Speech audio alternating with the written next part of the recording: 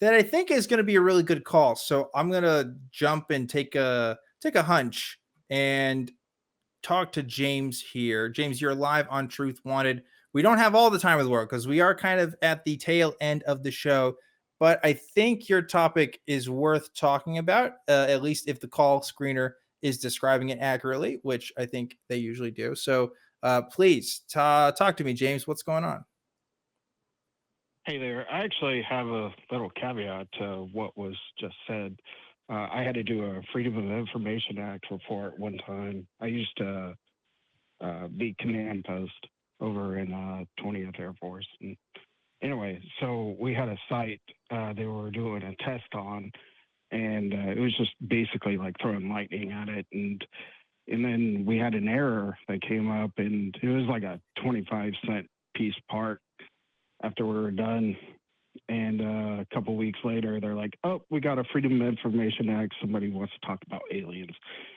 It was 2 weeks of draining reporting. Yeah. It I was can believe just it. like you really didn't want to know the real answer, and it was just a 25-cent piece. But it was Yeah, I 100% believe that. That's got to be yeah, some people's weeks, you It's know? amazing. Man. it I grew some gray hair that 2 weeks. I'll tell you that. I believe it. I believe it. All right, Anyway, James, tell me what you really wanted to talk about today. Yeah, go ahead. Yes. So, this is an interesting story. So, in quite a bit of it, I just learned, and I've been married for over 20 years, and this is my wife's side of the family. They're, Southern Louisiana sort of people, and well, anyway, so her aunt, she's called her aunt her whole life, but in reality, it was her grandmother. So it was one of those situations. So her father was her, I guess her child, but he was raised as her brother because her mom was so young per se. Well, his mom was so young, her grandmother was so young. Well, she also had I guess he had a brother. I guess it would be like that. And both of those two were always at it. And they're really bad people, to be honest. They're quite bad people. And I just learned a lot about how bad they were.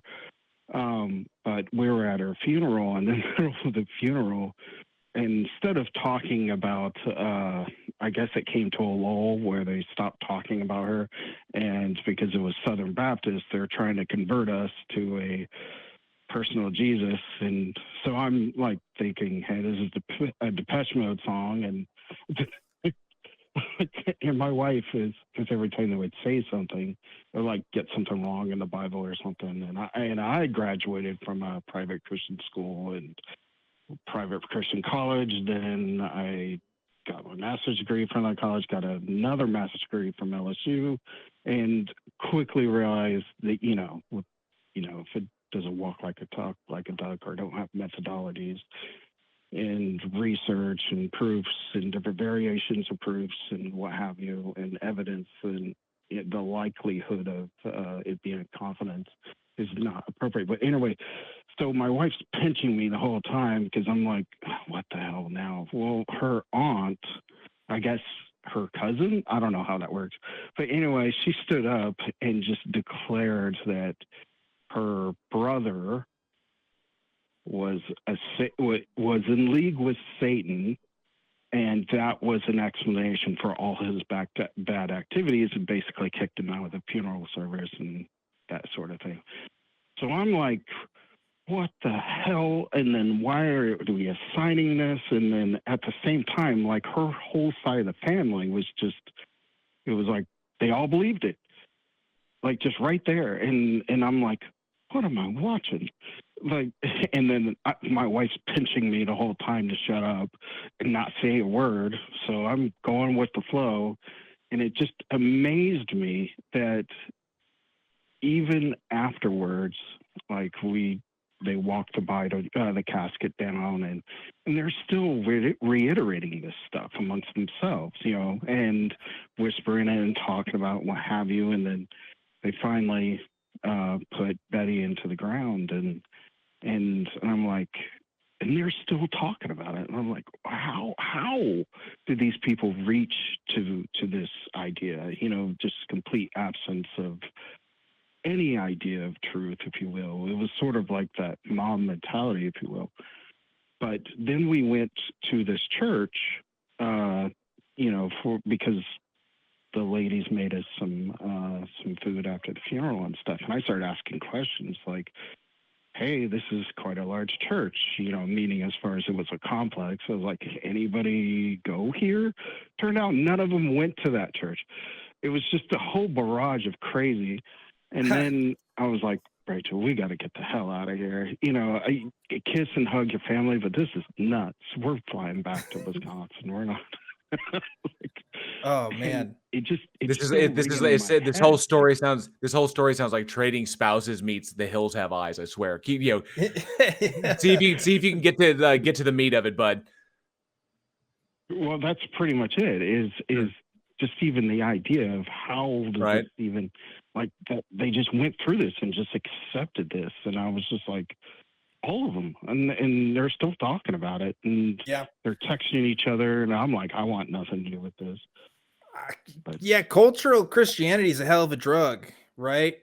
Like if that's your culture and that's what you grew up with, and that's your interpretation of the world, you're raised to be inflexibly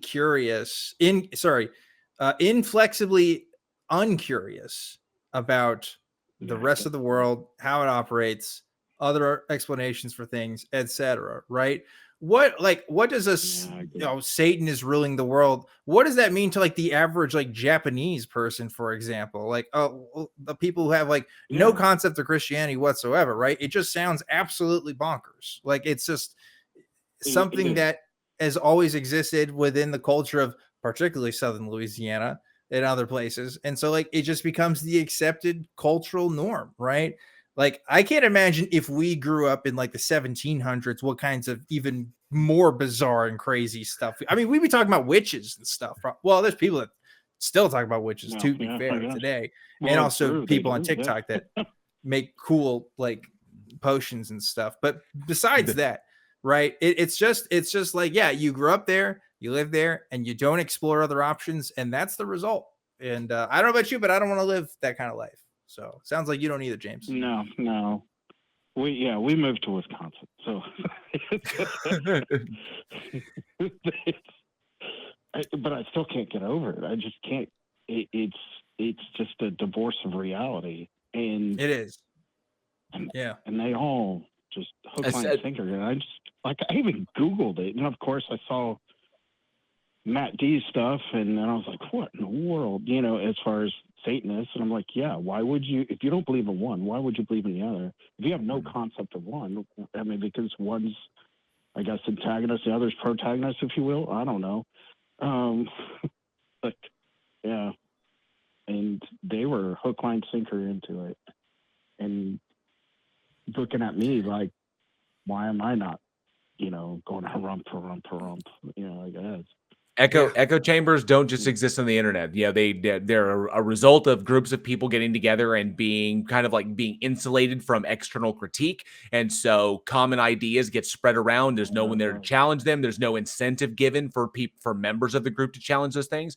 And so once you get a few generations down the line, these things become solidified. They become cultural to these small groups. And then, we see this not just on the internet, but we see, you can see it in small towns. The state that I live in, a state that I live in is ripe with small little towns that are so entrenched in their various beliefs. And you could drive 15 minutes to the next one and they believe something completely different, but just as ardently. So it just, that's what you get, that kind of like those small little microcosms of belief. And I think you kind of like dipped your toe into one and then quickly was like, nope. And then and scurried to like the other side of the country. Oh yeah. Mm-hmm. Agreed. Yeah. All right. I appreciate you guys. Yeah, we appreciate you, James. ahead, Thanks for Dan. telling that story at the tail end of the show here. We are going to ramp things up right about now. But that was a good tale in reminding us that, yeah, even though we talk about this stuff, I mean, literally every week for me, pretty much. Yeah, there's definitely people out there that are just on the complete opposite side of the belief spectrum, just living their lives. And yeah, you kind of wonder why.